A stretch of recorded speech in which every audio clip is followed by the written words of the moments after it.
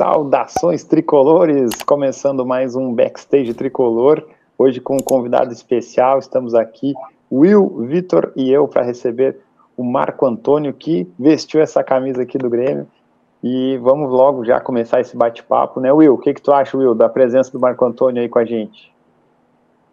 Boa noite, amigos, Rafael, Vitor, Marco Antônio, obrigado por tirar um tempo da tua rotina para nos atender, para a gente bater uma conversa aí sobre a tua carreira, a tua passagem pelo Grêmio, aí, nós somos o Backstage Tricolor. Independente de quando vocês estiverem assistindo, por favor, se inscrevam no nosso canal, comentem, compartilhem com os amigos aí, que eu acho que esse jogador aí tem muita história para contar para a gente aí, não é, Vitor? Realmente, Will, né, eu acompanhei a vinda do Marco Antônio, né, como torcedor gremista, ele que estava brilhando, né, pela Portuguesa, que subiu uma baita campanha, sendo campeã da Série B, e aí houve uma expectativa muito grande da vinda dele, e né, fez golaço, o Kleber gostava de receber umas bolinhas dele, enfim, seja bem-vindo, Marco Antônio, ao Backstage Tricolor.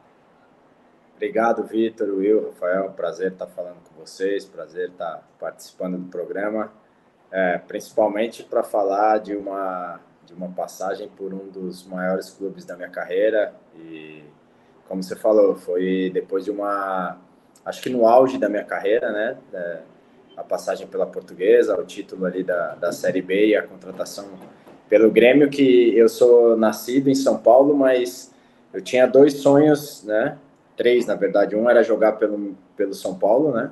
Que foi onde eu comecei, onde eu me profissionalizei e, graças a Deus, consegui realizar. E outros dois, cara, um eu consegui, que era jogar no Grêmio. Não me pergunte o porquê eu tinha esse sonho, mas eu gostava, eu achava a camisa do Grêmio linda, eu gostava do estilo que eram os jogos no Olímpico, então eu tinha vontade de jogar no Olímpico pelo Grêmio, e graças a Deus consegui realizar esse sonho. O outro era jogar no Flamengo, acabei não conseguindo, mas o do Grêmio eu realizei e fui muito feliz, cara. Foi uma experiência muito bacana, cercada de expectativa, por um tempo suprida, por outro nem tanto, nos altos e baixos da carreira, nas circunstâncias de jogo ou de posicionamento, mas como uma experiência única na minha vida, foi muito importante, muito legal. Certo. Marco Antônio, seria interessante a gente comentar, pelo menos de forma breve, como é que é a tua visão em relação a tudo que está acontecendo no Rio Grande do Sul, né? Porque certamente tu deixou amigos, né? Uma série de pessoas que tu tem muito carinho. Como é que é a tua visão, você que está em São Paulo, dessa situação toda, né? É bem complicada né, nossos amigos, independente se são gremistas ou colorados, estão passando por uma situação bem complicada lá, né?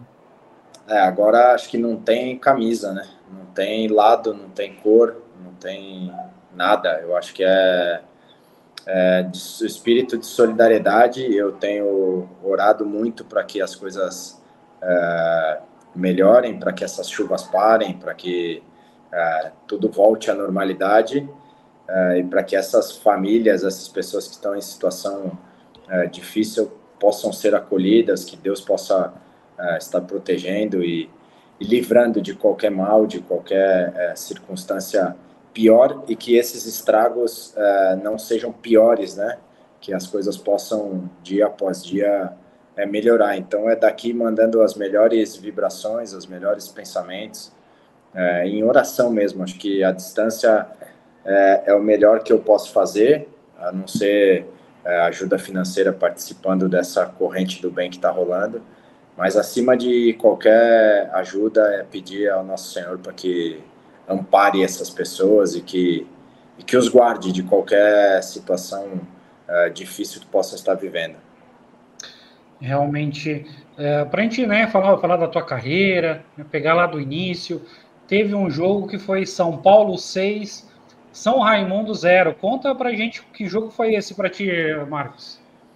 Esse foi meu jogo de estreia, meu primeiro jogo profissional aqui no Morumbi, um jogo de Copa do Brasil, em 2003.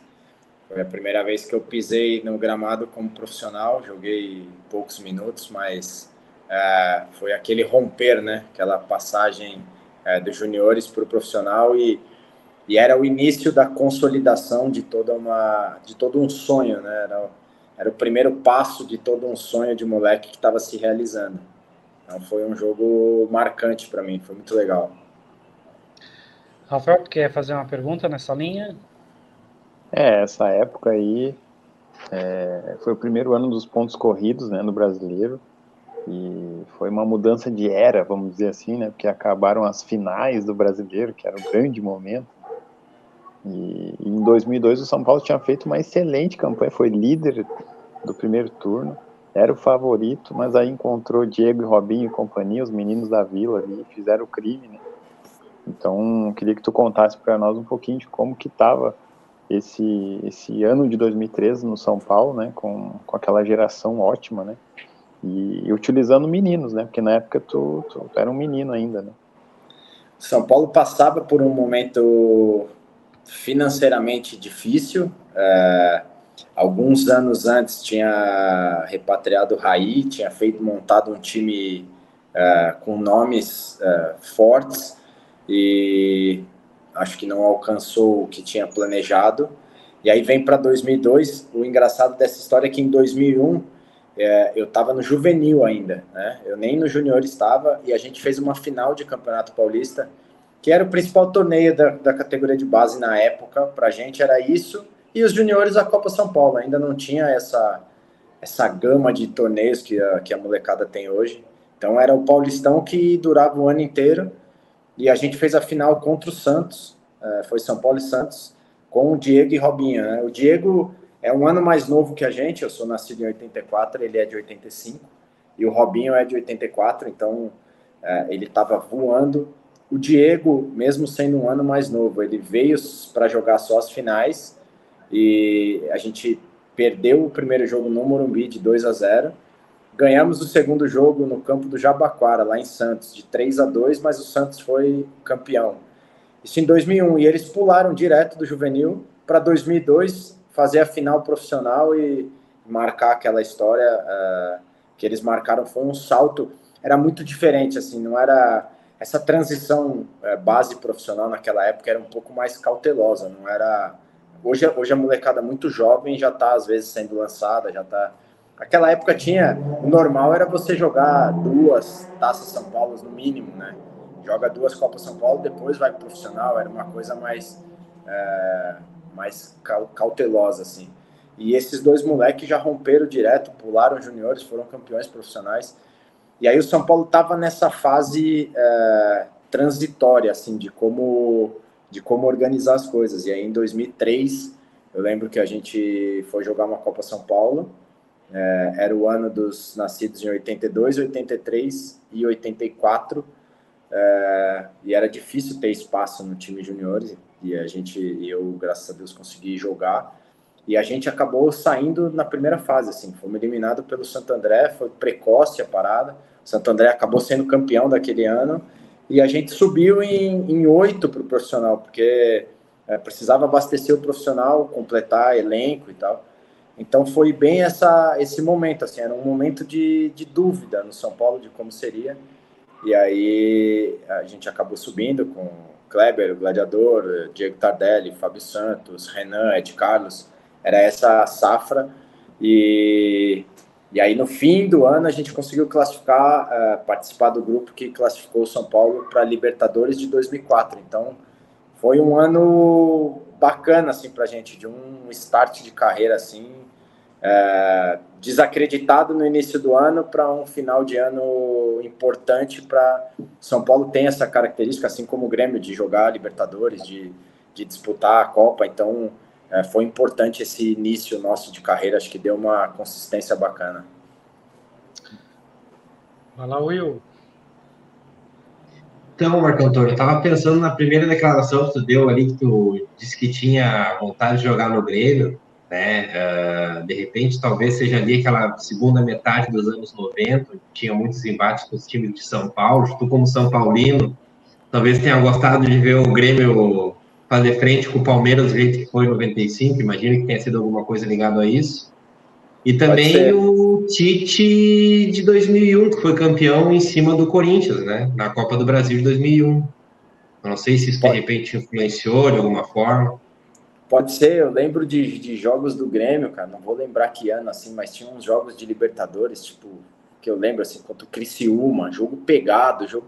Pô, e eu gostava da atmosfera do Dinho, eu gostava de ver o Dinho jogando pra caramba, Carlos Miguel, eu gostava de ver os caras, sabe, Paulo Nunes, eu tenho muito isso na memória, assim, de moleque, sabe, cara, eu não sei nem que ano é, não sei nem que fase é, mas eu gostava de ver o jeito que era a torcida, aí acho que despertou esse desejo de jogar no Grêmio, talvez por isso, esses embates com São Paulo e tal.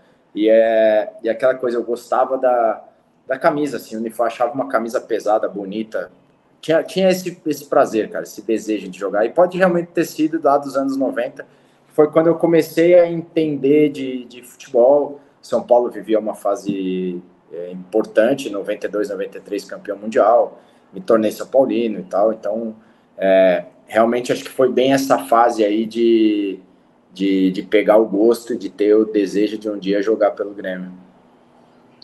Ô Marcos, né, tu tem essa história aí que tu falou, né, o Olímpico ter te chamado a atenção, né, querer jogar no Grêmio, e por uma coincidência, vários daqueles jogadores que estavam contigo naquele teu início de profissional, jogaram também no Grêmio depois, o Gabriel, o Diego Tardelli, o Kleber Gladiador, né, o Ed Carlos, uma série de atletas. Tanto São Paulo, o Grêmio, o próprio Flamengo, né, que era um outro time que tu tinha sonho de jogar, são times que qualquer um que gosta de futebol gostaria de vestir a camisa, mesmo às vezes até mesmo que possa ser um rival, mas a gente tem aquele respeito, né? Tu te recorda de algum outro jogador do São Paulo naquela época que tenha comentado contigo, pô, um dia jogar no Grêmio seria legal? Tu te recorda de alguém ter comentado, né? Porque vários outros acabaram vindo jogar aqui também.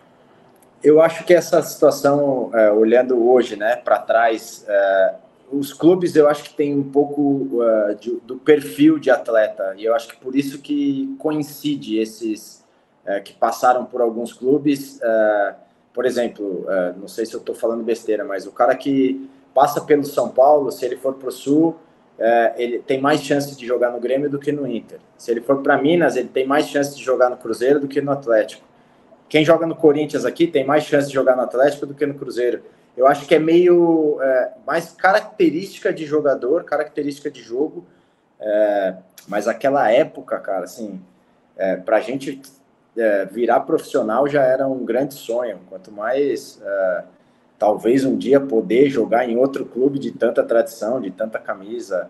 A gente não tinha esse lance de comentar isso. Era muito aquela coisa de moleque, né? Vou virar profissional, buscar chegar à seleção e jogar na Europa. Era isso, assim, né? Mas quando surgiu a situação de ir para o Grêmio, eu conversei de bate-pronto, assim, eu aceitei a proposta para ir, depois comentei com alguns amigos, um amigo irmão meu, o Fábio Santos, lateral, também passou aí, falei com ele é compadre, muito amigo do Douglas, então o Douglas estava na época, foi uma coisa bem gostosa, assim, bastante coincidência maneira para eu ir para aí. O Douglas de Criciúma, e tu também jogou em Criciúma, né? Tive uma passagem rápida por Criciúma. Tu consegue fazer uma ponte, comentar um pouquinho como é que foi jogar aqui em Santa Catarina, né? Depois tu também jogou no Figueirense. A minha grande lembrança boa de Santa Catarina foi o Figueirense, meu ano de 2014, que eu fui emprestado do Grêmio, inclusive, para o Figueirense. E a gente fez um campeonato brasileiro também que superou as expectativas. Se eu não me engano, a gente terminou em 11º, 12º, ou algo assim. Classificou o time... Estava naquela briga de Sul-Americana. No último jogo, a gente pegou o Inter no Scarpelli, acabou ficando fora. O Inter entrou para a Libertadores e a gente ficou fora da Sul-Americana, mas ficou ali. Foi um ano bacana assim, para o clube, foi bem legal. A minha passagem por Criciúma foi em 2007. Eu fiquei 3 meses, não me adaptei à cidade, não me adaptei ao clube, não consegui desempenhar o que eu podia desempenhar. Então foi uma passagem bem breve, assim, não tenho lembranças boas assim da minha passagem. Foi um ano que o Criciúma estava jogando a Série B, estava em primeiro colocado da Série B, com 15 pontos de vantagem para o segundo, e acabou não subindo. Foi um ano... Era muita confusão, assim, eu peguei um clube muito... Eu achei que, quando eu olhei a tabela que eles ligaram para me contratar, eu falei, pô, os caras estão com 15 pontos na frente do segundo, vai ser, né? Vamos nadar de braçada e vamos pro ano seguinte jogar Série A e tal, já foi meio que projetando isso. E quando eu cheguei, o grupo tava meio esquisito, assim, muita briga, muita confusão, muito... Não sei se por estar 15 pontos na frente e tal, tava aquela coisa de um se destacando mais que o outro, e aí acabou tendo aquela coisa de vestiário não tá muito legal, e acabou desandando o segundo turno. Então a minha passagem por Criciúma não foi bacana, e a minha do Figueirense foi excelente, assim, tanto que eu voltei em 2017, 18, e foi o clube que eu encerrei a carreira, né? Então, adoro o Figueirense, converso com a rapaziada, o ex-presidente Vilfredo, que era da minha época, o filho dele, a gente se conversa direto, quando eu vou a Floripa, visito eles e tal, então foi uma passagem bem legal, assim, bem gostosa. Foi um ano, tem alguns anos na nossa carreira que são prazerosos de jogar, assim, não só pelo desempenho no campo, mas esse desempenho no campo traz todo o resto da vida pessoal, da amizade com os caras do clube. São anos que marcam, assim, e esse ano de 2014 no Figueirense foi um ano desse. Will, tu que está em Floripa, quer fazer uma pergunta do Figueirense pro Marcos? Até não muito, porque eu não consegui me acostumar com o futebol daqui, até tive mais oportunidade em jogos do Avaí, por vínculo de colega de trabalho, assim. Ainda não me sinto seguro para falar muito sobre futebol catarinense, porque para mim o futebol que eu me acostumei é diferente, né, cara? Futebol Acho que aqui... em Floripa tem muita gente de fora também, assim, né? Muito gaúcho, muito paulista. Sim. E aquele ano, especificamente 2014, os times catarinenses estavam bem no Brasileiro, né? Assim, tinha Chapecoense, que estava forte, tinha o Joinville, que estava vindo forte, tinha o Figueirense, Avaí, o Criciúma estava ali, mas realmente... Eu acho que por vir muita gente de fora do estado para morar aí, é um futebol um pouco assim... das pessoas torcerem mais para os times dos seus estados maternos do que para o Figueirense e para o Avaí, né? Pelo que eu percebo, é bem verdade isso aí que tu falou, tanto que eu falei mais com o vascaíno, por exemplo, do que com o torcedor do Figueirense, por exemplo, do próprio Avaí. Eles têm mais esse segundo time. Mas então, assim, eu não me recordo qual ano, mas tu acho que tu jogou contra o Grêmio na Série B em 2005, se eu não me engano, pelo Santo André? Não, 2005... 2004 eu tinha tido uma passagem pelo Náutico, fui emprestado de São Paulo, passei o ano no Náutico, voltei no fim do ano para ficar 2005. E aí, quando eu fui para o Santo André, eu não me recordo de ter jogado contra o Grêmio. Também fiquei pouco. Santo André eu fui emprestado. Eu fui envolvido na troca. O São Paulo queria o Richarlison, o volante, que estava no Santo André.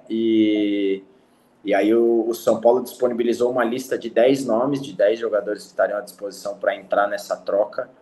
E o meu nome não estava. E a diretoria do Santo André falou, a gente aceita essa troca, ia ter um desconto numa parte financeira se eu fosse para lá. Então, o São Paulo falou, mas o nome dele não tá, porque eu estava jogando Libertadores, a gente tinha acabado de ser campeão da Libertadores, e eu estava jogando o brasileiro no time mesclado, acho que estava na 15ª, 16ª rodada, eu tinha jogado 13 titular. Estava jogando direto, para mim, me pegou de surpresa, assim, naquela época, essa inclusão nessa transferência. Foi um tempo difícil, assim, na minha carreira. Eu não estava preparado psicologicamente para isso acontecer. A gente foi campeão da Libertadores e eu estava já, né, com sonho, com plano de jogar Mundial e tal, de ir com o São Paulo para lá. E aí eu me vi envolvido nessa troca, meio que obrigado aí, porque senão aquela ameaça de você vai treinar separado se você não for, você não vai para o Mundial e tal. E aí foi um tempo difícil, assim, eu demorei para retomar minha carreira, cara. Eu fui eu dei uma desanimada, assim, sabe? Então eu fui pro Santo André, sabe? Quando você vai sem querer ir, você vai... eu era novo ainda, eu tinha 21 anos e não tinha a real noção, né, do que representava. Até encontrei depois o treinador que eu peguei no Santo André, que era o Sérgio Soares, e até depois de anos, assim, fui falar com ele que eu não consegui render aquilo que era a expectativa deles, né, de me levar para lá, mas o meu extra-campo, o meu lado psicológico me atrapalhou demais no meu rendimento em campo.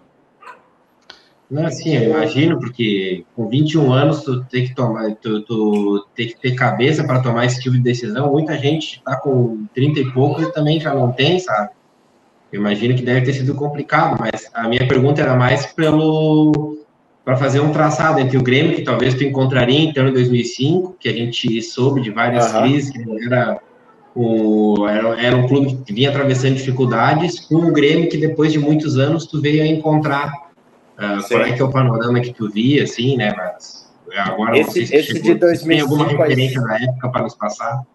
A história de 2005 que eu lembro da Batalha dos Aflitos. Eu estava assistindo aqui em casa, aqui em São Paulo, e eu tinha jogado um ano antes no Náutico, tinha ido super bem, assim. O Náutico queria que eu permanecesse em 2005 e o Leão, na época, que era o treinador de São Paulo, pediu de volta.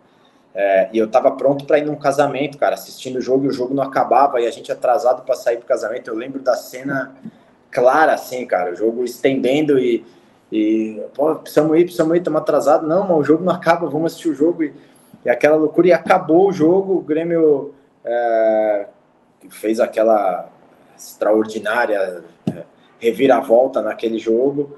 E eu, a caminho do casamento, o presidente do Náutico me ligou e falou: cara, só tem um jeito de eu acalmar esses caras aqui, é trazendo você o ano que vem. Eu preciso, fala o que eu tenho que fazer, eu vou te buscar em São Paulo, eu preciso fazer alguma coisa, porque você viu o que aconteceu aqui, estava desnorteado, assim, cara, desnorteado. E aí acabou não acontecendo. Inclusive em 2006 eu vou para o Sul, vou para o Juventude, que estava também jogando a Série A. O Náutico tinha ficado na Série B, então foi uma opção de jogar a Série A. Eu acabei indo para o Juventude emprestado. Mas a lembrança desse ano de 2005 é o dia da Batalha dos Aflitos, assim. Olá, Rafael. Eu estava olhando aqui que em 2007, pelo América, tu enfrentou o Edmundo, né, que não é da mesma época que tu, ele já estava mais no final, assim, né, mas tu enfrentou o Edmundo e tal. E aí depois o Ronaldo, né, foi pro Corinthians, tu estava na Portuguesa, mas pelo que eu pesquisei aqui, nos jogos que a Portuguesa enfrentou o Corinthians, o Ronaldo não jogou. Então ficou faltando aí enfrentar o homem, mas o Edmundo pelo menos tu enfrentou, né, e deve ter tido outros nomes, mas eu me lembrei desses aí mais famosos, né. Foi, cara. Eu tinha... Ronaldo, para mim, vou fazer 40 esse ano. Para mim, foi o cara que revolucionou o futebol. Para mim, foi o maior que passou da minha geração, né? Na minha opinião. Falava muito do Romário, essa situação. Eu também acho incrível. Joguei contra ele no São Paulo e Vasco, em São Januário. E, cara, assim, sensacional.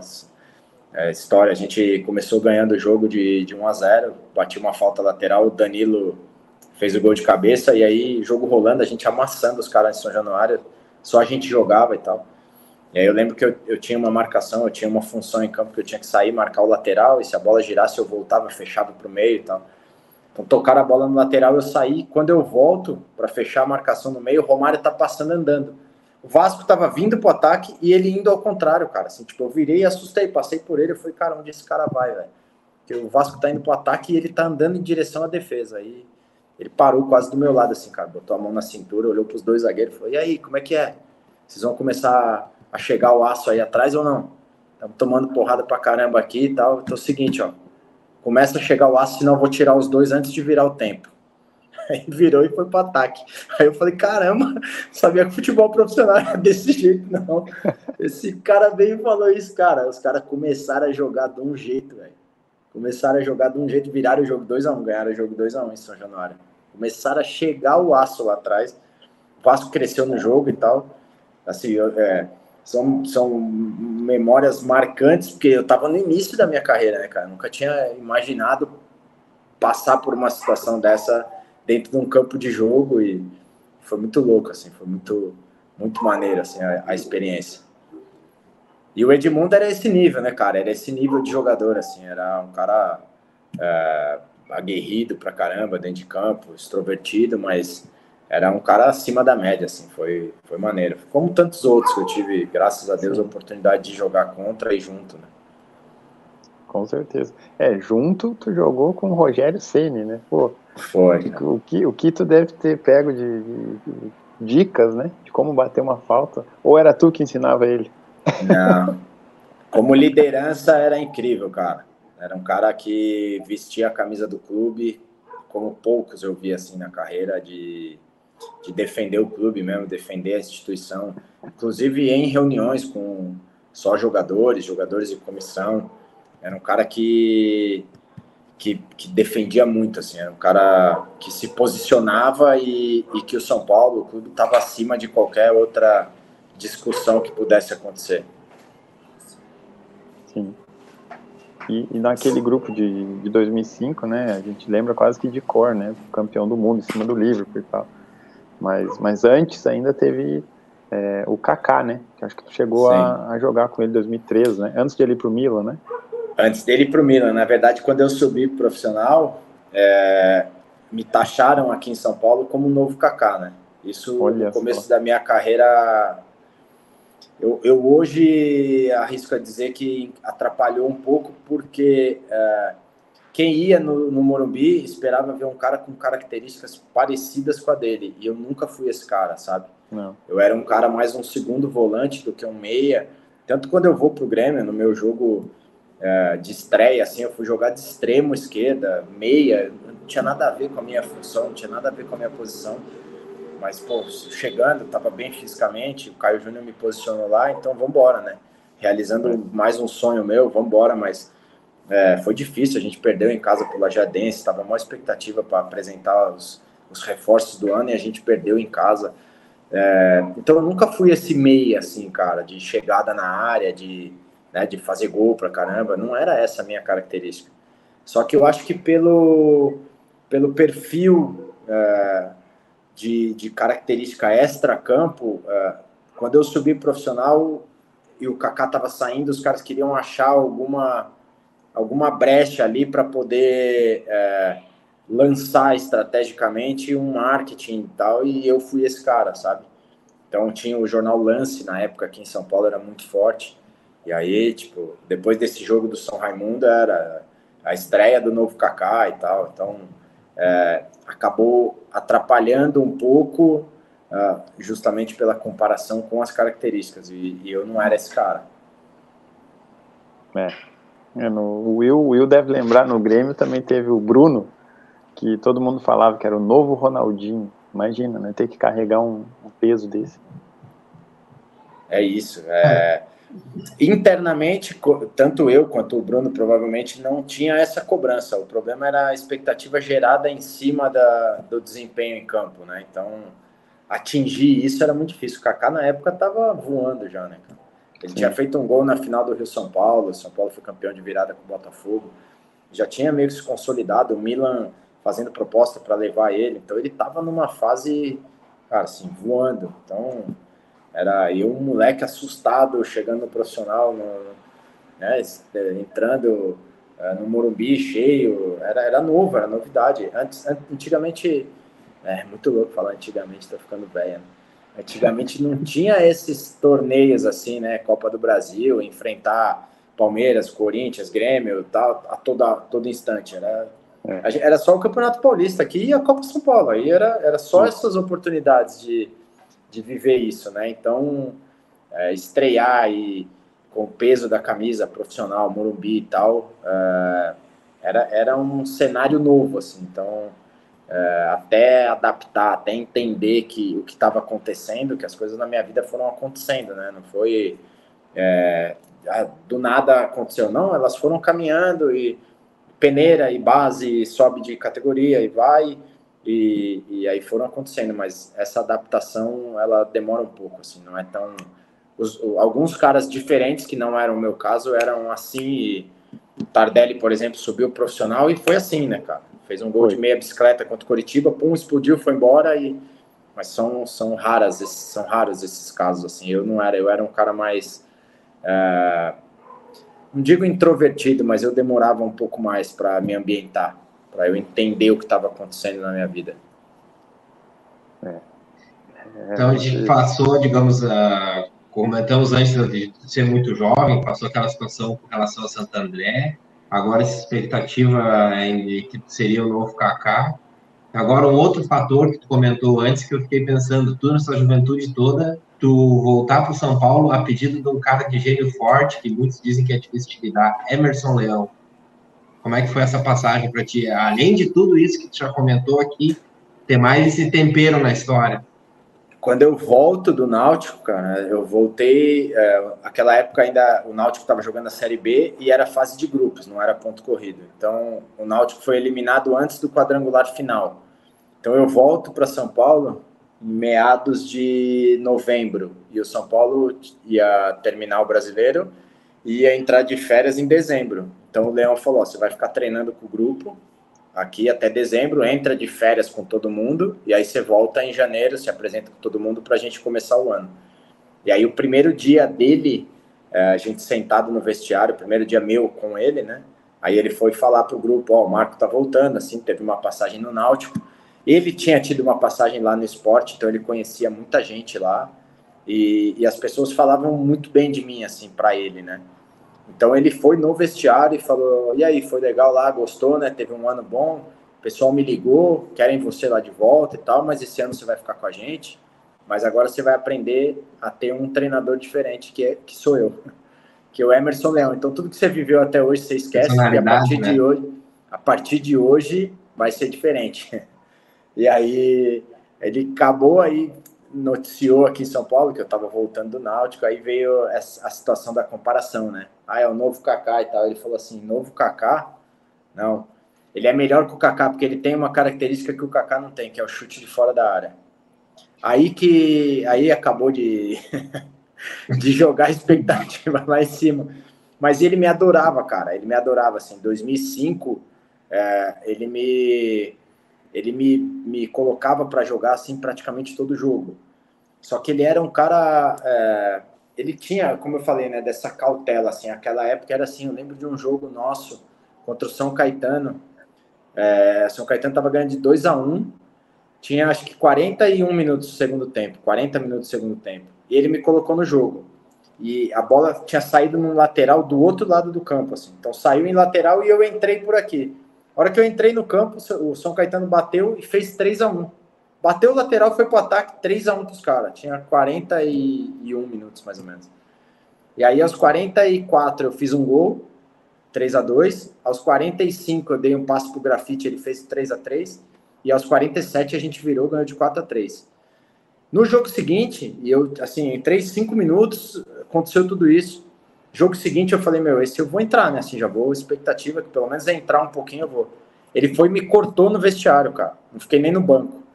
Então, tipo, era aquele balde de água fria pra você, assim, peraí, mano, você entrou bem no jogo, beleza, mas segura, você é menino ainda, tenha calma, vai com calma.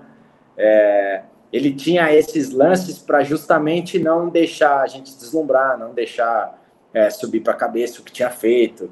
Ele era bem linha dura, assim, mas um cara que eu tive uma relação de muito respeito, assim, e ele gostava demais de mim. Eu comparo um pouco a relação que eu tive com ele com a relação que eu tive com o Luxemburgo no Grêmio. O Luxemburgo era esse cara comigo no Grêmio, justamente pelo que eu era de vestiário, pelo que eu era no grupo, eu sempre fui um cara de transitar em todas as rodas no grupo. Então, tinha a galera que casada, eu trocava ideia com os caras. Tinha a galera solteira, eu trocava ideia. Tinha os caras evangélicos, eu tava lá. Eu tinha uma boa... andava bem no vestiário. Então, isso pesava, assim, para eles. Tanto pro Leão quanto pro Luxemburgo, eles têm bastante essa coisa do respeito no vestiário e tal. Então, foram dois caras que bancaram mesmo a minha carreira nos momentos que eram difíceis, assim. Então, tava meio difícil, mas os caras me bancavam pelo extracampo, talvez. Sim. É legal ter esses bastidores aí, né? Um dos objetivos do nosso canal é esse, né? Pegar esses bastidores aí que quase ninguém sabe, né? Essa do Grêmio aí, cara, do Vanderlei, o Vanderlei foi um cara que, tanto que eu saí emprestado pro Atlético Paranaense só quando o Vanderlei sai, e aí volta o Renato Gaúcho em 2013. Porque em 2012, no último ano do Olímpico, o Grêmio contratou o Zé Roberto. E aí eu tava jogando titular, jogava o Fernando, o Léo Gago, eu e o Marquinhos, né? No meio, depois que o Douglas foi embora. E aí, quando o Zé chegou, o Vanderlei me chamou na sala, eu e ele, fecha a porta aí e tal, só eu e ele falou, ó, tô te chamando aqui para te falar que eu vou te tirar do time para pôr o Zé. Aí eu falei, professor, na moral, você não precisava nem me chamar, cara. Você tá me chamando para falar que vai pôr o Zé? Pô, falei para ele, só que eu preciso disso aqui, cara, eu dependo disso aqui, só não me deixa de lado. Eu dependo disso, a minha família depende disso, eu tô realizando um sonho, jogar aqui, agora trabalhar contigo, com caras como o Zé, pô, eu sou fã do cara e tal, e conta comigo, o que você precisar, conta comigo. Aí ele ficou me olhando, ele falou, pô, moleque, você é um moleque legal, gostei de você. Eu falei, cara, conta comigo, eu tô aqui para ajudar o Grêmio, te ajudar o teu trabalho, ajudar o Grêmio, o que você precisar. E aí eu lembro que foi assim, cara, assim, saímos dessa reunião, fomos pro campo, a gente estava treinando e o lateral direito machucou, precisava de alguém para treinar de lateral, eu estava treinando no meio, aí ele fez, você treina lá de lateral para mim? Nunca tinha jogado de lateral, nem treinado. Falei, treino, acabei de falar para você que se precisar de mim, conta comigo e tal. E aí, depois desse dia, assim, com o maior respeito, assim, me tratou com o maior carinho, o maior respeito, e ele era um cara que a torcida pegava no meu pé e ele confiava em mim. A torcida às vezes pedia para eu sair, mas ele tinha essa confiança de que o que ele pedisse para eu fazer no campo, eu faria, independente se a torcida ia gostar ou não. Futebol profissional envolve muita coisa, não só os lances legais que acontecem no jogo, mas tem muita movimentação sem bola, tem muita ocupação de espaço, muito movimento no jogo, que é para abrir um espaço para alguém e tal, e eu era um cara de cumprir essas funções, de seguir à risca o que pedia, o que o treinador pedia. Então, muitas vezes, eu entrava para limpar jogo para os caras jogarem, sabe assim? Então, você vai entrar, você vai puxar a marcação para cá para o Zé entrar aqui, para o Marquinhos vir aqui, para o Kleber entrar aqui, então... E a torcida ficava maluca comigo, né? Tipo, uma movimentação de levar um cara para lateral do campo, tipo, o jogo correndo para dentro e você precisa movimentar caindo na linha de fundo. Cara, que loucura, você vai para a linha de fundo fazer o quê, né? Eu não era rápido, eu não tinha essa característica de ir, mas eu ia para levar a zaga, para abrir um espaço que alguém ia ocupar e tal. E ele sabia dessa minha disciplina em cumprir o que ele pedia, então ele contava comigo pra caramba, assim. Ele me colocou um jogo da Libertadores contra o Fluminense lá no Engenhão, de primeiro volante. Me chamou, cara, faz um primeiro volante para mim. Faço, professor, mas você sabe que a minha marcação assim não é aquela pegada que... Ele falou, eu preciso para saída de bola, preciso usar teu passe. Toda a bola da zaga que vai pegar, eles vão dar no teu pé e você faz o time andar e tal. Foi um dos melhores jogos que eu fiz, assim, taticamente, com a camisa do Grêmio, foi esse jogo, um 2-2 lá no Engenhão, na fase de grupo da Libertadores, em 2013. E era assim, então eu comparo esses dois treinadores que eu tive como caras que, cara, a torcida podia falar o que fosse, a imprensa podia falar o que fosse, eles eram caras que acreditavam no trabalho deles, acreditavam no que eles queriam dentro de campo e era aquela convicção no trabalho mesmo. Então, não tinha... Você tinha uma segurança no trabalho, assim, porque você sabia que o cara sabia o que ele estava fazendo. Se era certo ou errado é um outro ponto de debate, mas ele acreditava no que ele estava fazendo e não era volátil, assim, o cara chiou, vamos trocar, o cara reclamou, eu não vou pôr jogar. Não, ele seguia a convicção, ele tinha... Isso era muito legal, assim, porque para alguns caras, nessa época aqui do Leão, voltando um pouco do São Paulo, o Danilo e o Grafite estavam mal aqui. O Grafite tinha feito um gol contra o Juventus no Campeonato Paulista, que aliviou para o Corinthians. O Corinthians cairia para a segunda divisão do Paulista, o Grafite fez um gol, São Paulo ganhou do Juventus, e aí não caiu o Corinthians, caiu o Juventus. E a torcida começou a pegar no pé dele, porque queria que o Corinthians caísse, o rival e tal, ia cair, ia ser aquela zoeira. E aí o Leão falou, cara, ó, os reservas dos dois que me desculpem, mas vocês vão jogar 90 minutos, porque eu confio no potencial de vocês. Vocês podem errar, pode fazer o que for, eu não vou tirar vocês do jogo até vocês recuperarem o que eu sei que vocês podem render. E aí os caras começaram aqui, cara. Os caras estavam esmagando a bola no campo e começaram com essa confiança a crescer o nível de jogo. E aí 2005, que é o ano seguinte, com essa confiança, fizeram tudo que fizeram, assim. Então, eram caras muito legais de trabalhar, assim, para absorver essa confiança, essa convicção no trabalho. E agora tu me fez lembrar que o Luxemburgo falou, ô Marcos, vou te tirar para botar o Zé. E aí, em 2013, chega o Renato e bota o Zé no banco, que a torcida chiou pra caramba, né? Por que o Zé tava no banco? Eu não lembro se tu chegou a pegar essa época ou tu já tinha ido pro Atlético. Assim que o Renato chegou, eu estava voltando de uma cirurgia que eu fiz, que eu tomei uma injeção de anti-inflamatório e pegou uma bactéria, eu tive que operar às pressas, porque eu tinha risco de ficar manco numa perna e aí eu tive que operar às pressas. Aí quando eu melhorei foi nessa transição do Renato pro Vanderlei. Então quando o Renato chegou, eu não estava treinando, aí voltei de lesão e tal, e aí o Wagner Mancini estava no Atlético Paranaense, eu já tinha trabalhado com ele, e aí ele me ligou pedindo se eu queria ir para lá para jogar a Série A. Ele estava tentando montar o time do jeito que ele queria, e aí eu acabei indo para o Atlético. Então não peguei não cheguei a trabalhar assim com o Renato no Grêmio. Sim. E depois o Renato não foi para o Atlético? Depois foi, mas aí eu fiquei eu fui em agosto de 2013 e fiquei só até dezembro. Aí 2014 eu voltei pro Grêmio, que era o Enders. Aí o Renato saiu, era o Enders. Aí o Grêmio, a pré-temporada eu fiz à parte, separado, porque o Grêmio queria me negociar. Aí vivi de novo essa situação, eles queriam o Amaral, um volante, jogava no Goiás. E aí eu não queria ir para o Goiás, porque o treinador do Figueirense tinha me ligado que queria que eu fosse para o Figueirense, e aí eu optei a ir para o Figueirense pela relação que eu tinha com o Vinícius Eutrópio, que era o treinador na época do Figueirense, e não para o Goiás. Então meio que ficou essa indefinição, e aí eu acabei indo para o Figueira, que aí foi esse ano de 2014 que eu fiz legal, que no fim do ano acabou meu contrato com o Grêmio e com o Figueirense, que eu fui vendido para o Catar. Foi bem no fim desse ano. Sim. Foi o ano do 7-1 da Alemanha. 2014, isso mesmo. Isso mesmo. E por acaso tu se deu bem com a praia lá, Floripa? Cara, eu adoro Floripa, cara. Adoro. quase fixei residência lá. Eu acho a cidade incrível, assim.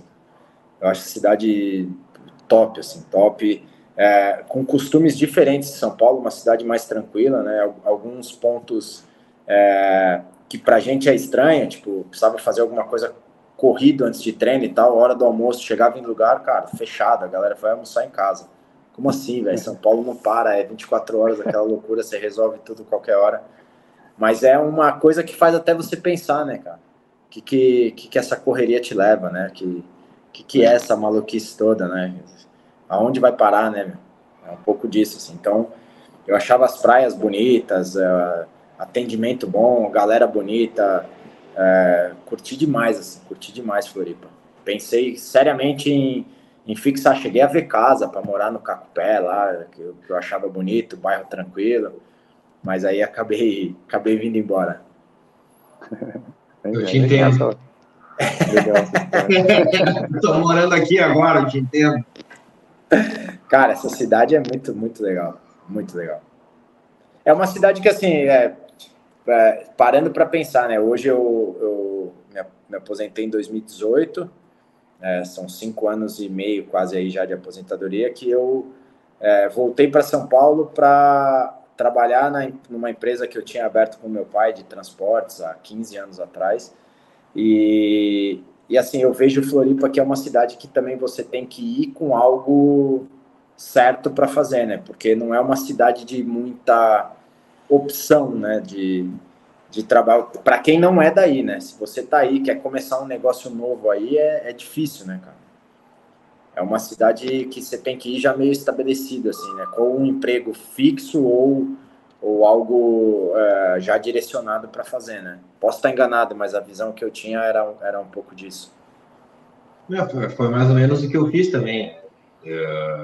Foi bem assim. Eu vim para cá, digamos assim, recebi um e-mail de uma proposta de emprego num dia, no outro eu estava aqui, mais uma semana eu comecei a trabalhar, e agora estou indo até hoje. Foi bem isso aí mesmo que tu falou. Mas é uma cidade difícil para você se estabelecer por, vou arriscar, vou morar em Floripa. Acho que não é uma cidade para isso, né? Eu já tive uma outra, eu não sei se é comum para todos, assim, mas eu tive uma experiência em anos anteriores, acho que foi 2014, vou te dizer. Tentei vir para cá para achar algum emprego aqui, eu tinha um dinheiro guardado e tal. Realmente bate no que tu disse. É difícil, né? Verdade. Pelo menos era a visão que eu tinha de uma cidade de uma galera mais velha, de grana, que vai para aí para justamente curtir a vida, curtir essa tranquilidade, ou de quem é daí que já está, né, estabelecido, e muita gente de fora que aí, com propostas de emprego, que vai morar aí para trabalhar, né? Mas eu vejo assim, você chegar, vou arriscar ir para Floripa, eu acho que é difícil, assim, é uma cidade difícil de você conseguir. Então, para o meu pós-carreira, eu pensei muito nisso, assim, né? Eu não queria ficar no futebol, eu queria sair do meio do futebol para ter tempo para as minhas filhas, para a família. Então, eu queria um outro ramo, não queria empresariar, não queria ser treinador, não queria ficar no meio. Então, era uma cidade que eu não via muita perspectiva, assim. E alguma das tuas filhas resolveu seguir algum esporte, futebol ou qualquer outro, por ter um exemplo de ti em casa? Eu tenho duas meninas, uma de 10 e uma de 6. É muito louco, porque quando a gente joga, aí ela sofre, a de 10 principalmente, a de 6 pegou um pouquinho. Eu parei tem 5 anos e meio, né? A de 10 foi com a gente, foi comigo para alguns clubes. E ela foi um fator importante na minha decisão por encerrar a carreira. Não jogando esse peso nela, mas eu pensava muito nela, assim, no que eu deixava de dar de oportunidade para ela viver perto da família e tal.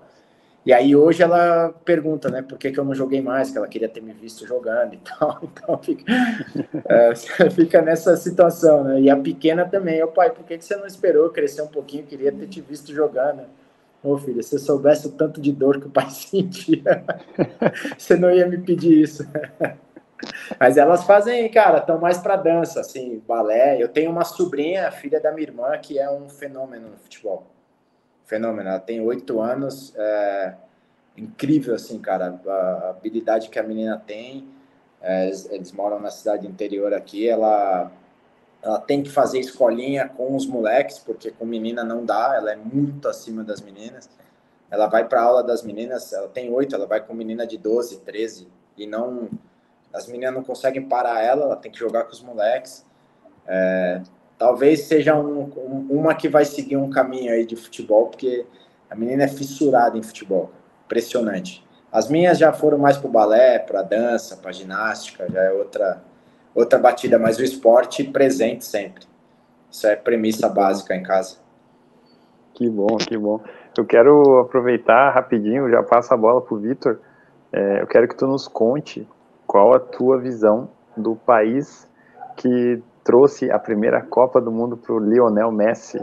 Porque tu morou lá, né, na cidade de Cor, é assim que se fala? Cor? Alcor. Alcor é uma cidade a 50 quilômetros de Doha. A gente morava em Doha, mas eu ia treinar todos os dias. Lá, diferente daqui, o campeonato é jogado em Doha. Ou, por exemplo, tinha um time que era o meu, que era de Alcor, e tinha um time que era do outro lado, numa outra cidadezinha, mas tudo a 40, 50 quilômetros no máximo. O país é pequeno, então é tudo jogado em Doha, então não tem viagem, o meu time não concentrava, então foi uma experiência nova, assim, de dormir em casa antes de jogar, era esquisito, assim. Então, 1h30 antes do jogo, um exemplo, você está em Porto Alegre, 1h30 antes você tem que estar lá no Beira-Rio. 1h30 antes você tem que estar na arena. E era isso. Onde você mora, problema seu, 1h30 antes do jogo você tem que estar no estádio. E era assim, foi uma fase muito legal, assim, gostosa. A minha filha mais velha tinha 1 ano. E o país lá, cara, assim, os caras têm muito dinheiro, os caras têm uma visão, como é uma cultura um pouco mais fechada, tudo que é bom no mundo eles querem lá. Então, o que é legal no mundo? Que restaurante que é top no mundo? Traz para cá. Vamos montar um hospital. Qual é o médico top de cirurgia de joelho? Traz o cara. Quem é o cara de... Eles são assim lá. Então, um país pequeno, 2 milhões de habitantes, 500 mil catares só, 1,5 milhão estrangeiro. País fechado, você precisa de visto de entrada e de saída. Então, um país bem controlado, você não sai do país a hora que você quer, é uma cultura bem diferente, mas os caras são apaixonados em futebol, apaixonados por brasileiro. Essa Ronaldo, Romário, os caras são Neymar, os caras são fissurados e muita estrutura, né, cara? Então eles montaram o país. Quando eu joguei lá 2015 e 2016. 2016 não tinha um estádio que estava em obra para a Copa. Eles construíram acho que 9, cara. De 16 até 22, cara. Eles construíram 9 estádios do zero, assim. Do zero. A cidade, a gente vinha de férias pro Brasil, ficava 30 dias de férias aqui, voltava, o caminho para casa já tinha mudado todo. Os caras, a cidade é uma obra constante, assim. Crescimento absurdo. E uma experiência, cara, única, assim. Muito legal, muito legal. Conviver com essa cultura diferente, conviver com uma religião diferente, onde os caras seguem muito, mas o muçulmano é bem, assim, tipo, horário de jogo. Os horários de jogos são controlados pela reza. Então tem que ver qual é o horário da reza deles, porque toca uma sirene no país. Não sei se algum de vocês já teve a oportunidade de ir para o mundo árabe para vivenciar isso. Toca uma música chamando a galera para rezar e para. Se a gente estiver aqui na reunião, começou a tocar, irmão, parou, para tudo, vai lá, se lava e vamos orar, vai rezar. Então o jogo chegava no intervalo, ficavam os 3 estrangeiros, o treinador que era estrangeiro e o preparador físico. A galera ia rezar no vestiário e ficavam 10 minutos rezando. Dos 15 que tinha de intervalo, 10 era a reza deles. E era 5 para ajeitar o time para o segundo tempo e vamos embora.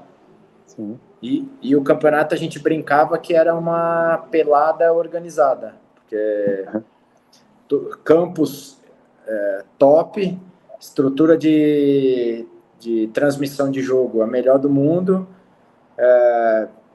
Cara, tinha campo, lá era muito calor, tinha campo na altura do campo climatizado, você jogava com 17, 18 graus e tava a 40. Tinha uns dutos de ar-condicionado para deixar a altura do campo, era só a altura do campo mesmo. Quem tava nas cadeiras estava no calor. A altura do campo você jogava com 17, 18 graus. Caramba. E, cara, ia 50 pessoas no estádio, 100 pessoas. Jogava 30 jogos no ano. Sim. Era cultura diferente, assim. Mas um país animal. Deve ter sido legal. Nessa hora da reza, às vezes não podia dar muito acréscimo depois dos 45 minutos. Primeiro tempo, não. Tinha o horário da reza, ia chegar no horário da reza. Não tem negociação. Você tá assinando qualquer contrato, cara, com a caneta na mão, você vai pôr no papel, tocou a reza, e o árabe sai, te deixa lá. Vou rezar e já volto. Sai da sala e é isso. Espera ele rezar, que para tudo. Shopping, tem loja que fecha, os caras saem da loja, tem que sair da loja, esperar rezar, depois você volta para continuar fazendo o que você tá fazendo. Cara. Muito louco, muito louco. Deve ter sido legal para ti assistir a Copa, né? Porque tu deve ter olhado assim, esse lugar eu conheço, esse aqui eu conheço. Mas você não conhece, cara, não conhecia quase nenhum estádio da Copa. Acredita? Sim. 6 anos de diferença, eu não conhecia quase nenhum estádio. E filmava o entorno do estádio assim. Tudo diferente. O que eu conhecia muito era muito diferente. O que eu conhecia muito era aquela onde a torcida se concentrava ali no Souk. O Souk já tinha aquela época, já era um ponto turístico. É um dos lugares mais gostosos de passear lá no Catar e tal. Então, assim, esses pontos que a galera tinha, as fanfests lá da Copa, esses existiam porque já eram pontos turísticos da minha época. Tá. Mas os estádios em si, não. Que loucura. Muito legal. O Vitor deve estar louco para perguntar do Grenal 391. O Grenal do Marco Antônio. 2-1. 2-1, tu cobrou a falta que o Léo Gago fez no rebote, né? Uhum. E tu deu aquele passe para o Kleber, né, fazer o gol da vitória. Se puder contar um pouquinho, né, porque eu saí um pouquinho aqui que eu me ocupei, mas já estou ocupado de novo. Enquanto isso, se puder contar, como é que foi aquele Grenal, né, se é um dos jogos que tu lembra com mais carinho, de ter jogado pelo Grêmio. Esse Grenal foi a chegada do Vanderlei, né? O Caio Júnior saiu, o Vanderlei chegou e assistiu. O Roger Machado ficou de treinador, que ele era o auxiliar permanente do Grêmio. E o Vanderlei assistiu da tribuna. Então era um jogo que, cara, era importante para todo mundo. Assim, né? O treinador da força do Vanderlei tá chegando e todo mundo quer mostrar serviço porque a gente sabia da exigência dele, né? E aí tem alguns pontos legais assim que marcam, né? A gente concentrava lá em Porto Alegre, lá no Deville, ali no hotel, né? E dali a gente saía pro Beira-Rio. E todo mundo, cara, tem o costume de concentrar no jogo e cada um com a sua música, cada um seguia, né? Um protocolo ali, né? Então a gente, cada um com o seu fone no ônibus. E aí vem o Paulo Paixão, preparador físico, falou: ó, Vanderlei pediu para tirar o fone que vai passar um vídeo na TV. E aí, cara, todo mundo tirou o fone, não sabia que vídeo era, que ia vir. Aí começa o vídeo assim, cara. Grenal é isso. Irmão, só pancadaria. Só carrinho, briga, os caras sangrando, cabeça enfaixada. Tipo assim, esse é o espírito do jogo, tá ligado? Aí eu olhava aquilo e falava, mano, que loucura isso, né? Esse jogo aqui vale, mano. Esse é o jogo da vida aqui, né? Já tinha vivido outras rivalidades. Aqui em São Paulo tem rivalidade e tudo, mas eu acho que nada compara a Grenal, velho. E aí a gente foi pro jogo e foi um jogo que encaixou nosso jogo, assim. Foi... a gente não só, né? Eu falo individualmente por mim, assim. Não só pelos passes pro gol, mas o jogo em si, né? O estilo do jogo encaixou muito. O Inter não conseguiu encontrar a gente no campo. Nós fizemos um jogo bem consistente, bem firme, assim, né? E cara, foi maneiro demais, assim, porque foi um cartão de visita para o Vanderlei, para tudo que a gente viveria ali, e foi o meu primeiro Grenal. Então, cara, para mim marcou demais, assim, demais. E na chegada no estádio ainda os caras falavam para mim: quer cair na graça da torcida, irmão? Quebra o D'Alessandro, tira ele do jogo. Aí eu falava assim: mano, eu não sei fazer isso, irmão. Se eu fizer isso é capaz de eu me machucar. Eu não consigo, não é do meu estilo essa parada. Deixa o cara, vamos fazer gol e tal. E, tanto que eu fiz os 2 gols, mas teve uma confusão no jogo de expulsão e não sei o quê. E no outro dia falava mais da expulsão do que dos lances, do que do... Tem essa cultura, né, cara? É cultural lá em Porto Alegre isso, né? Mas o que me chamava muita atenção é que em todo lugar que a gente ia em Porto Alegre, todo mundo sabe conversar de futebol. É impressionante, cara. Eu ia em restaurante assim de senhoras, vim perguntar: e aí, como é que vai jogar? 2 atacantes, 3 atacantes? E eu falava: a senhora sabe o que é um atacante, né? Tipo, vai jogar nesse esquema tático. E debatia esquema tático, falava: cara, que sensacional isso, assim, espetacular. E o respeito com a gente, assim. Porto Alegre, eu tive momentos difíceis com a torcida de pegar no pé, e eu nunca, assim, tive um nada fora, assim, no shopping, restaurante, nada. Ninguém nunca fez uma gracinha, ninguém nunca falou uma bobeira, nada. Um respeito incrível, assim, cara, incrível. Mesmo no momento difícil, tinha essa liberdade com respeito de frequentar lugares que normalmente a gente frequenta sem que alguém passe do ponto, sabe? Foram experiências que marcam, assim, a gente, porque quando o time tá mal, não sei o que, a torcida pegando no pé, você fica meio assim de, né, sair na rua, vou ouvir uma gracinha de alguém vai, né, falar alguma coisa. Cara, nunca, assim, nunca. meus 2 anos e meio que eu vivi em Porto Alegre lá, foram sempre de muito respeito, de muita tranquilidade, assim. Ô, Rafael, deixa eu pegar no teu pé, porque eu não sei se eu comi conversa errado, mas tu comentou do Renato no Atlético, o Renato trabalhou no Atlético em 2011, então Foi antes?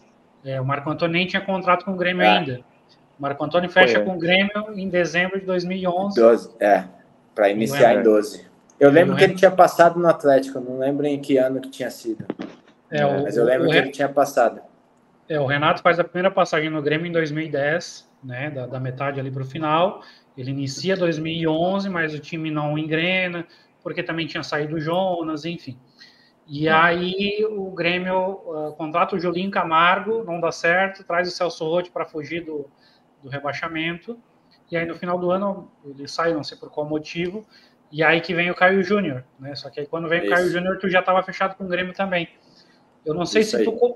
eu não sei se tu contou aqui porque eu estava off, mas se tu não contou e puder contar, como é que foi essa procura do Grêmio? Quem que falou contigo? Quem que era o profissional do Grêmio, né, do executivo de futebol na época? Quais outros clubes interessados estavam no teu passe, né? Porque tu era uma das sensações da Série B de 2011. Foi. A Eu Barcelusa? A Barcelos. Eu tinha acabado de conhecer a minha esposa, com quem eu vinha casar. A conheci em agosto e falei para ela: só tenho férias em dezembro, tal. A gente começou a namorar, vou viajar, quero ir para os Estados Unidos passear e tal. Quer ir comigo? Ela, vamos, pum. Acabou o ano, a Portuguesa me chamou para renovar. Eu tinha jogado 3 anos aqui, 9, 10 e 11. E aí eu falei, eu quero sair de férias pelo menos uma semana, quero ouvir o que vai aparecer, porque a Portuguesa me chamou para renovar e era aquilo, assim, tipo, financeiramente o mesmo salário, vamos aumentar 1 ano de contrato. Aí eu falei, presidente, eu acho que o ano foi bacana, tem que ter pelo menos uma conversa sobre isso, né? E a época eles não quiseram. Eu falei, então eu quero esperar, eu quero ver o que vai pintar, sendo muito transparente com vocês. Eu acho que é hora de eu tentar, né, ter uma visibilidade maior financeira e tal. E aí eu fui para os Estados Unidos com, sei lá, 3, 4 dias de férias. O Cruzeiro me ligou, que o Wagner Mancini estava no Cruzeiro e ele me pediu a contratação lá. Era 1 ano de contrato. E eu falei, vou pensar. Gostei porque eu gosto muito do Mancini, eu acho ele um baita treinador, eu tinha uma relação bem legal com ele. E aí, cara, 2 dias depois, o Pelaipe ligou para o meu empresário, né, que era o Álvaro e o Gilmar Rinaldi, e ligaram para eles e falaram da intenção de me levar. E logo que eles ligaram, o Álvaro me ligou, e aí ele falou, o Grêmio veio atrás de você. Aí eu falei, pode fechar. Aí ele falou, você não quer saber quanto é? Eu falei, não, que eu quero jogar lá. Ele falou, então, mas eu vou aumentar, eu vou melhorar isso aí. Eles ofereceram 3 anos de contrato para você, não só 1. Então era uma segurança ainda maior para mim lá. Aí ele ainda fez assim, só que você tem que voltar daí amanhã para fazer exame médico. Aí eu falei, cara, se precisar eu vou, mas eu cheguei aqui tem 2 dias. Eu ia ficar 15 dias lá, né? Aí falei, cara, pode fechar que eu vou, mas tenta só negociar isso aí. Deu me apresentar no começo de janeiro para fazer os exames e tal. E aí pedi minha namorada à época em casamento, lá, tudo lá, assim, tô indo para Porto Alegre, tenho que ir para lá dia 2 de janeiro, vou morar lá 3 anos, quer ir comigo? Ela vou. Pedi ela em casamento lá, voltamos, marquei o casamento casei dia 22 de janeiro de 2012, fui para Porto Alegre, fiz a pré-temporada, ela foi, escolheu o apartamento que a gente ia morar e tal, voltamos para São Paulo, casei e aí já fui com ela. Caramba. Assim, as coisas aconteceram, cara, sim. Fui namorando, tinha conhecido ela há 3 meses, cara, fechei e vou morar 3 anos em Porto Alegre, né? Vamos comigo, vamos. E aí foi essa época, mas foi através do Pelaipe. O Pelaipe tinha acabado de contratar o Caio. Eu nem sei se foi um pedido do Caio ou se foi um pedido do próprio Pelaipe. Eu não sei quem pediu ali a contratação, quem falou sobre o meu nome. Mas quem me procurou foi o Pelaipe à época. Um ano depois, Marco Antônio, teve um jogo bem legal, digamos assim, para quem é torcedor gremista e para mim também, porque eu estava lá, que foi a inauguração da Arena do Grêmio e tu jogou. Tu consegue contar um pouco como é que foi a questão de expectativa de vocês, né, se já era um assunto que vocês já vinham comentando na finaleira do ano, como é que foi aquela experiência? Era uma expectativa, porque a gente sabia que ia entregar a Arena no fim do ano, antes de virar o ano, porque ia ter eleição, então o presidente ia querer entregar o estádio antes de ter a eleição, porque se ventilava muito que ele não ficaria, né, que ele não ganharia a eleição.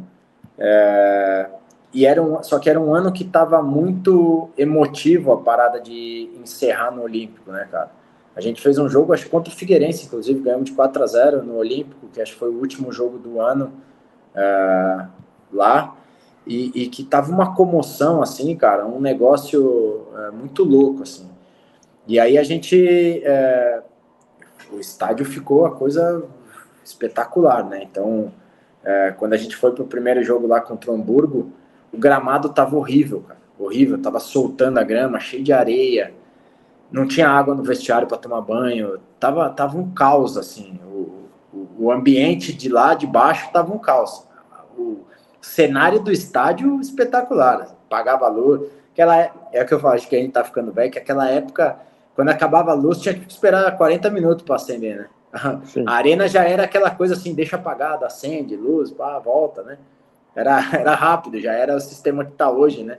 Então... Eu lembro que a gente chegou na arena e tava tudo escuro, a galera só com o celular aceso, meu estádio lotado, coisa mais linda, uma festa incrível, assim, pra gente, e era isso, era essa transição de um estádio cheio de história para iniciar uma história nova, então foi uma noite especial pra gente, mas foi aquilo, acabou o jogo, não tinha água para tomar banho, uma confusão, vambora, todo mundo de... Eu lembro que nós fomos embora de chuteira, nem desamarramos a chuteira, vamos embora e acabou, tá todo mundo de férias e aquela confusão para sair ali do estádio.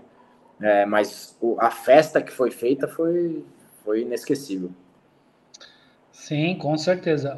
Mas o último jogo naquele ano foi o Grenal, que teve as expulsões, o Simon foi expulso. Mas foi fora, né? Esse jogo eu fui. Acho que o Figueira foi o último... Não, o Figueira foi em Florianópolis. O Figueira foi 4-2 em Florianópolis e o Grenal foi no Olímpico. Depois, em 2013, o Grêmio ainda jogaria no Olímpico algumas vezes, né, por questões contratuais e tal. Mas o último jogo do ano foi o Grenal, porque era na época que eles colocavam todos os clássicos na última rodada. Na última rodada? Para não acontecer aquela situação de combinação de resultado. Nossa, você me deixou em dúvida agora, hein? Porque eu lembro bem desse jogo. Tu não fardou, né? Eu não sei qual foi o último jogo, qual que não foi, mas o último Grenal do Olímpico eu fui. Então, eu lembro bem desse jogo. Assim, tipo, a época, a construção do Olímpico era antiga, mas comportava fazer a avalanche, que na arena se mostrou que não dá, né? Começava de uma ponta do estádio e depois ela se encontrou de novo, assim, porque a parte do Inter não estava 100% ocupada, aí foi liberado as catracas para quem estava lá fora entrar, eu fui um dos que entrei quando liberou a catraca. É isso. Era esse tipo de transição que estava pegando da torcida, né, de desvincular e como que ia quebrar a avalanche, né, e por questão de segurança tinha uns ferros na arena que não deixava a galera correr. Então, a gente pegou bem essa fase, assim. E o início, em 2013, já jogando na arena, eu lembro bem que comentavam na época que não tinha vida, que parecia que estava num teatro, que acho que eles estavam forçando a barra para voltar a geral, para voltar a avalanche. Tá? Foi maneiro. Ô, Rafael, tu comentou com o Marcos que a gente faz parte da Grêmiopédia? Acho que eu já tinha falado na outra vez que a gente conversou, mas... Eu vou te mostrar uma imagem aqui, não sei se vai conseguir ver direito, porque a qualidade está meio baixa. Agora tu disse que duvidou, tu desafiou o homem, Marco Antônio. Não, esse aqui é um dados do canal, hein? Isso aqui é outra... Ele fez questão de... Não, isso aqui é outra situação. Isso é outra situação. Eu vou te mostrar uma imagem aqui de uma súmula e tu diz se a assinatura é tua ou se não é tua, tá? Que isso? Ó, número 11 ali, ó. É minha. Então, tu jogou no Olímpico pelo Santo André na Série B, porque essa é a minha. súmula. É verdade. Verdade. Essa é a súmula. Verdade. Olha, Verdade mesmo. Desmistificamos a situação. Eu não lembrava. A minha passagem no Santo André foi, cara. Foi nem sei o que eu tava fazendo lá, sabe? Deu para perceber que foi uma passagem a ser esquecida. Foi doído, cara. Caraca. Foi difícil, cara. Eu demorei. Isso foi 2005, cara. Eu vim retomar minha carreira em 2008 no Vitória. Foram 3 anos assim. Cara, assim. Eu voltei em 2006. O São Paulo me emprestou pro Juventude. Eu fui pro Juventude, cara. Eu machuquei, eu joguei pouco. Aí saí do Juventude em agosto de novo. Fui pro Sport Recife. Tava na Série B. Subi com o Sport, mas no primeiro dia de treino eu fiz um teste físico. Givanildo era o treinador, faz um teste físico, que se você estiver bem, você vai jogar na sexta. Isso era terça. Fiz o teste físico, estava bem, fisicamente voando. Na quarta-feira estourei a panturrilha. Fiz contrato de 3 meses, fiquei 2 parado. Nossa. Eu joguei 6 jogos no Sport, 2006. Aí em 2007 eu volto para São Paulo, eu tinha contrato com São Paulo. São Paulo me mandou para uma excursão na Índia, com aspirantes. Era a galera que não ia ser aproveitada no profissional com os meninos da base. Fomos para a Índia, ficamos 20 dias.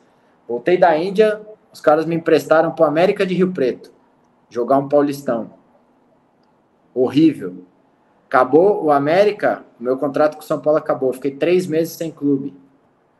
Porque eu ligava no clube e os caras falavam assim, não, é bom jogador, mas o extracampo é horrível. Porque eu tava numa fase, cara, assim, rebelde, sabe? Adolescente rebelde, tava nessa fase. E aí... Eu não achei foto contigo aparecendo, tá? Mas aí tá o Figueirense do Grêmio, a última rodada do Brasileiro de 2012, que foi a pele,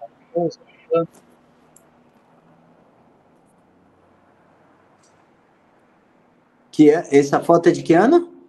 2012. Essa é 12, é. 2012 no Scarpelli, penúltima rodada. Qual jogo foi esse 4-0, cara? Não foi o Figueirense no Olímpico? Que a torcida gritou, fica Luxemburgo? Aí eu tenho que pesquisar aqui, vamos descobrir já. Se o Grenal foi o último, então foi o antepenúltimo jogo.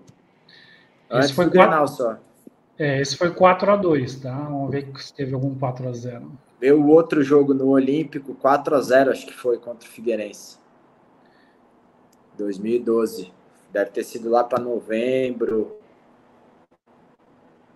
Deixa eu ver se eu encontro aqui. Mas, complementa ali que tu tava no América e foi pro...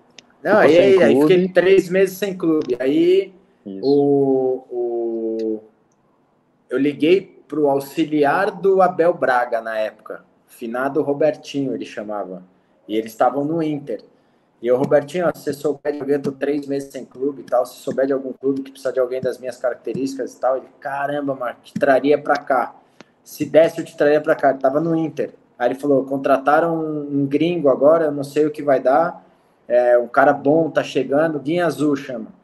Uma posição que parecida com a sua, mas se desse, eu te traria e tal. Mas vou te indicar para um clube que eu sei que os caras estão precisando, que era o Criciúma.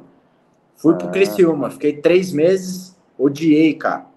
No dia que eu encerrei fiz o exame demissional no Criciúma, o cara do Vitória ligou, que o Vitória tinha subido, né, 2007 para 2008, tinha subido da Série B para a Série A, e aí tava pedindo, tipo, a contratação de um time inteiro, praticamente. Aí meu empresário na época falou, eu tô com o Marco aqui e com o lateral esquerdo, o Alexson, que jogou até no Inter. Acho que ele era da base do Inter. E aí ele falou, o Marco interessa para nós. Aí eu fui pro Vitória, que aí era o Mancini, onde eu fui encontrar o Mancini. Era o Vadão primeiro, depois o Vadão saiu, nós somos campeão baiano. E aí eu comecei um ano, que lá os 7 primeiros jogos, quando eu chego no Vitória, eu sou cortado do banco, sozinho. Viajava 19, só eu cortado.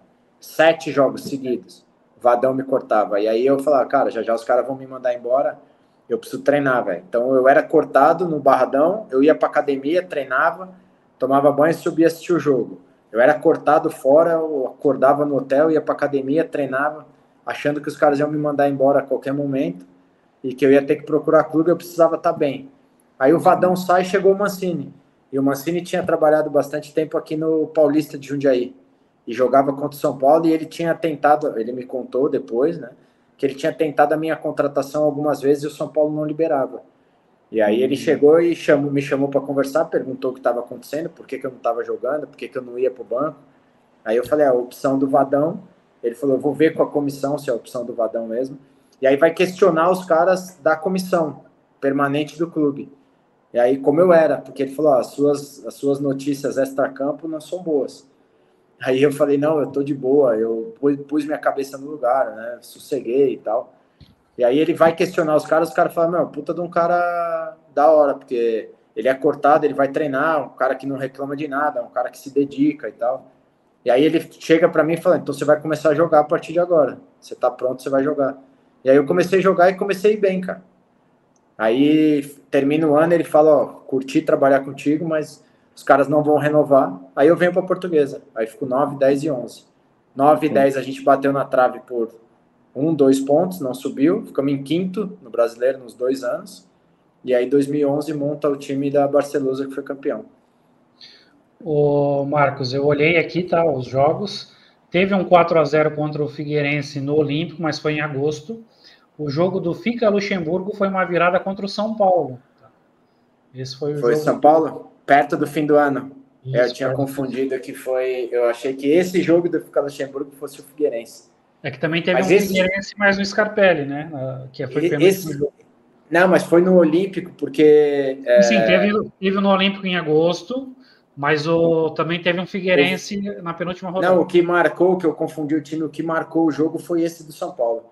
Porque o Olímpico tava lotado, cara, lotado, assim. E a galera começou esse FICA Luxemburgo e chamou atenção, assim, por como tava, porque era muito incerto, né, cara? Estavam falando que o presidente ia perder a eleição, que o Fábio Koff ia ganhar e que o Fábio Koff já tinha o treinador dele. Então tava incerto para todo mundo ali, ninguém sabia o que ia acontecer, né? E aí esse FICA Luxemburgo deu meio que abriu um horizonte aqui que não é possível que quem ganhar a eleição vai contrariar 70 mil gremistas que tá pedindo o cara no estádio, né? Então, tanto que o Koff ganha a eleição e fala isso na entrevista, né? Se o torcedor pediu a permanência dele, quem sou eu para tirar? Então nós vamos seguir com o Luxemburgo e tal, e aí deu um horizonte pro ano seguinte. Esse jogo aí eu confundi com o jogo do Figueirense. Ainda bem que você é do Grêmio Pede. O Grêmio Pede aí tá com tudo na mão. Eu e o Rafael.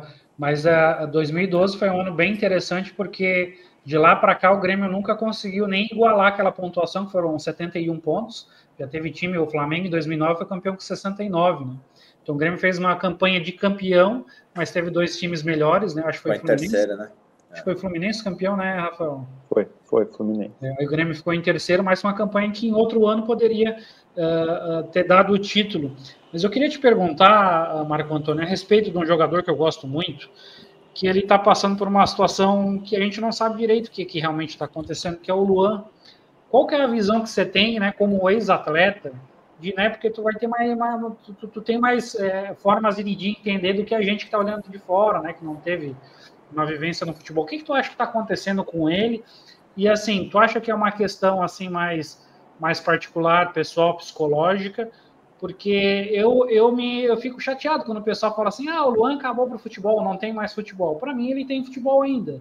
Qual que é a tua opinião, qual que é a tua visão referente a isso? Essa época que eu fiquei treinando separado foi a época que ele surgiu, né? Então, em 2014, quando o time vai para Bento fazer a pré-temporada, eu fiquei treinando em Porto Alegre e aí ele era um dos meninos do 20 ali que iam subir.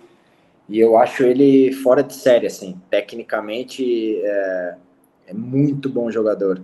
Eu acho que na altura da carreira ele teve uma lesão que atrapalhou ele, né? Uma lesão difícil. E o Luan é um estilo de jogador que precisa fisicamente estar muito bem. Ele precisa estar na ponta dos cascos para ele poder sobressair com a técnica que ele tem. E eu acho que esse é o grande ponto, assim. Aí, junto com isso, vem a parte psicológica, né? Que você acaba perdendo confiança, você acaba duvidando de si mesmo. Então, acho que... Eu até achei que quando ele voltou, que o Renato levou ele de volta pro Grêmio, porque o Renato é esse perfil, né, cara? De abraçar o cara e de dar oportunidade pro cara se restabelecer na carreira, o cara se reencontrar, é um paizão. Eu não trabalhei com ele, mas é nítido e notório que ele faz isso como ninguém. Eu achei que ele ia ali se recondicionar, ganhar confiança de novo, mas eu não sou esses caras de cravar que ele acabou, eu acho que depende muito dele, assim. Se ele quiser, ele tem muito para oferecer. Se ele pegar um time que dê esse suporte para ele de estrutura, de confiança, mas o primordial aí, cara, eu acho que está dentro dele mesmo. O Luan precisa encontrar dentro dele a motivação necessária para ser de novo esse cara, porque como eu falei, eu passei isso com 21, talvez ele tenha passado mais velho, e todo jogador passa isso na carreira. Você ser o melhor da América num ano, e alguns anos depois você tá jogando num time de menor expressão, ou quando ele veio para o Corinthians aqui, aquela cobrança, Santos, e não conseguir reencontrar esse futebol, e carregando esse peso de já ter sido o cara que ele foi, novo, com capacidade. Eu acho que é encontrar essa faísca dentro dele de querer de novo ser um cara bem sucedido dentro do campo, porque bola para jogar ele tem demais. Ô, Marcos. Encontrar a faísca, acho que é a expressão mesmo. Desculpa, Valente, você comprou um pouco, mas é que tu falou uma personalidade quando tu falou em esporte ali, que saindo um pouco de Grêmio, que é um cara que tem muitos memes na internet, que acho que é o Givanildo Oliveira, que tu comentou. Tem um meme muito clássico dele, Derlei, não corre, esse aí a natureza marca. Como é que foi ter o dia a dia com esse ser humano, com as particularidades todas dele? Tu presenciou momentos como esse muito na tua rotina? Como é lidar com isso? Esse cara é de uma simplicidade e ele foi enorme no futebol, né? Ele foi, como jogador, ele foi grande, né? E no Nordeste, principalmente, ele tem muita moral, ele tem muita... A galera respeita muito ele e ele é um ser humano simples, assim. Ele é um ser humano simples e ele é direto, assim. Então, diretores querem alguma conversa, alguma coisa. A gente teve uma passagem difícil no Náutico depois, quando eu volto do Catar, eu vou para o Náutico em 2016, e problema com atraso de salário. E ele é aquele cara, assim, que falou, vamos pagar na sexta-feira. Se não pagar, ele pediu demissão. Ele chamou o time, reuniu a diretoria e falou, tô indo embora. Vocês prometeram para os meninos que sexta-feira ia pagar, não pagaram? Tchau, eu não tenho como segurar os meninos mais. Desse jeito, assim, ele é direto. Aí os caras, não, convencemos ele, pedimos, parece, para dar tchau. Dá um tchauzinho. Ele, vem dar tchau aqui, dá um oi.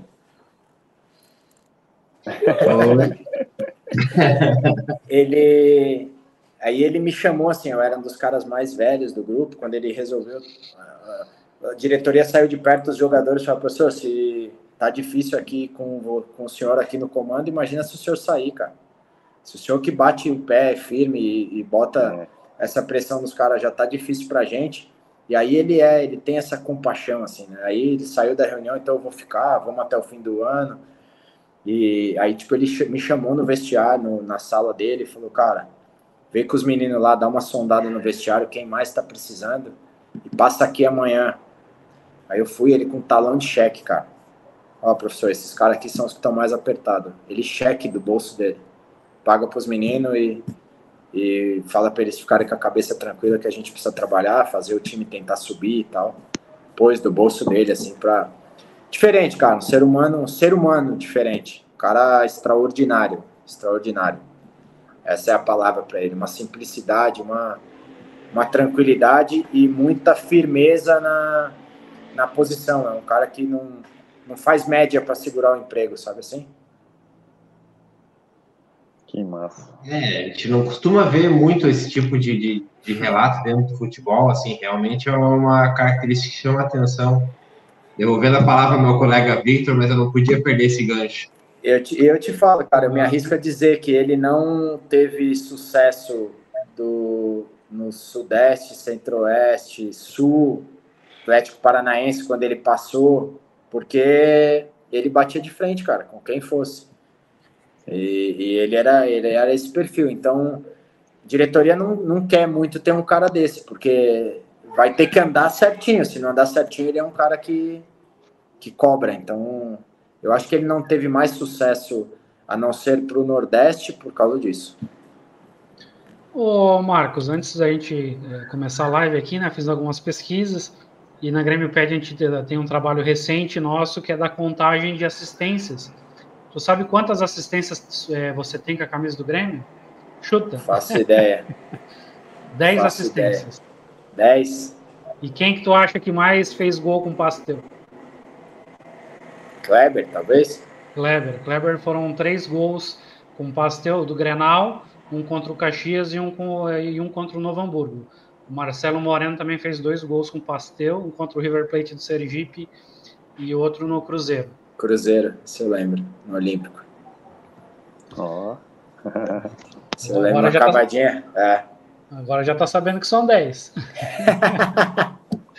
Eu nunca, cara, isso é uma coisa que eu falei, assim, eu nunca me apeguei aos números assim, cara. Eu lembro de um jogo que me marcou, que foi a semifinal da Copa do Brasil contra o Palmeiras, que, se eu não me engano, os 7 gols antes daquele jogo tinham saído do meu pé, assim, de assistência e tal, numa sequência forte, assim, né, da semifinal de Copa do Brasil, porque eu lembro bem disso, porque eles faziam o panfleto do jogo. E eu lembro do panfleto que eu guardei para trazer e tal, que era o meu rosto, aí era o 11 com cara de 10, era o panfletinho do jogo. E aí a gente acabou sendo desclassificado para o Palmeiras na semifinal e tal, mas eu lembro bem desse número, mas eu não... Na minha carreira, assim, se você perguntar quantos gols eu tenho, quantos jogos eu fiz, eu era muito desligado com isso, assim, eu não me apegava a essas coisas, devia ter me apegado mais, assim. Então, deixa eu te falar mais um aqui que não é do Grêmio, é pelo São Paulo. As assistências eu não tenho, mas pelo São Paulo tu fez 47 jogos, venceu 26 vezes, 11 empates, 10 derrotas e marcou 4 gols. Também fiz um levantamento aqui com o historiador. Legal, obrigado. Historiador, já tem... Maneiro. Já tem informação de dois. Eu tenho, que eu lembro, se eu não me engano, da Portuguesa, que foram 3 anos, que foi o time que eu mais joguei, acho que foram que também na minha saída, na despedida, eu vi uma matéria falando disso, 135 jogos, alguma coisa assim. O panfleto que tu fala do Grêmio é o Guia da Partida. Isso aí. E sempre entregavam lá no... É isso. Até hoje tem ainda, não sei se é só virtual, se eles imprimem ainda, né? Se é impresso. Rafael, acho que era isso, né? Pergunta a gente tem um monte, né? Mas não sei se o convidado tem tempo para responder. Vamos deixar para uma próxima, né? Não vamos gastar todos os cartuchos. Com o maior prazer. Podemos marcar sempre, com o maior prazer. E eu até ia dizer para os inscritos do canal, né, que daqui a pouco o canal vai ir para outro patamar, né? Vai ter o clube de membros, né? E a gente sempre brinca, né, que quando termina aqui a live, tem o bate-papo pós-live, que aí é só para membros. E aí ali são perguntas que a gente não pode fazer aqui na frente de todo mundo, né? Legal demais, que vocês tenham muito sucesso aí com o canal, que papo gostoso, papo legal, maneiro demais, vocês tenham muito sucesso. Obrigado. Obrigado, Marcos. Só que a gente está gravado aqui, né? Ninguém está assistindo ainda. Depois, talvez eu faça uma ediçãozinha ou outra, mas coisa pouca, né? Porque a gente falou de coisas tranquilas. Mas eu só queria te pedir, se tu puder, ficar um pouquinho depois que eu desligar aqui o gravado aqui, que eu quero te fazer uma pergunta. Claro. Que é, Will, considerações finais. Cara, também achei o bate-papo muito legal. Até fui lá pro relógio, agora o tempo voou, já estamos mais de 1h30 conversando, conseguimos ouvi muitas coisas, claro, grande parte de Grêmio, mas também de outros momentos da tua carreira, personalidades do futebol que tu acabou conhecendo aí no meio do caminho. A única coisa que resta é agradecer aí pelo teu tempo. Sei que deve ter teus compromissos aí com família e tal, compromissos pessoais, tirar um tempo para conversar com a gente, trocar uma ideia de Grêmio e um pouco do demais da tua carreira de futebol. Obrigado e esperamos poder conversar outras vezes. Eu que agradeço. Obrigado pela oportunidade, muito maneiro. Quando for a Floripa, quem sabe nos encontramos aí. Então, a gente tem ideias aí. Eu e o Vitor temos ideias aí, mas vamos lá, com o tempo tudo bem. Maneiro. Show de bola. Sucesso aí. Show de bola. Isso aí, Rafael. Agradecer mais uma vez, né? Eu já tinha feito um podcast com o Marco Antônio aí. Já incomodo ele há muitos anos, né? Através de um amigo em comum que a gente tem, o Preto, né? Que jogou na Portuguesa também. Então, é uma satisfação poder revê-lo. E estive aí em São Paulo recentemente, conheci a Arena Corinthians, assisti a semifinal da Copinha, que eles ganharam do Novo Horizontino, mas acabou que eu não estava na correria, acabei não te chamando aí para a gente se conhecer pessoalmente, mas vai ter outras oportunidades. Não Valeu, faltará, obrigado. Com certeza, imagina, sempre um prazer, sucesso aí para você, um abraço na terrinha aí. Então tá certo, pessoal. Muito obrigado, Marcos, né, por ter aceitado o nosso convite, disponibilizar todo esse tempo aí de tantos questionamentos que a gente tem aqui. Uma coisa irônica é que o Will não nasceu em Floripa, está em Floripa. Tu morou em Floripa bastante tempo não, mas um tempo relativo, e gostou muito de estar lá. Eu sou nascido em Florianópolis, mas morei menos de um ano lá quando era um recém-nascido. Quem sabe um dia se encontramos todos na Ilha da Magia, né? Top, hein? Sensacional. Só convidar que estamos dentro. É isso aí, é só convidar, né? Ó, Will, se prepara aí, Will. Valeu, gente. Obrigado. Então tá certo, Prazer. pessoal. Obrigadão. Esse foi mais um Backstage Tricolor.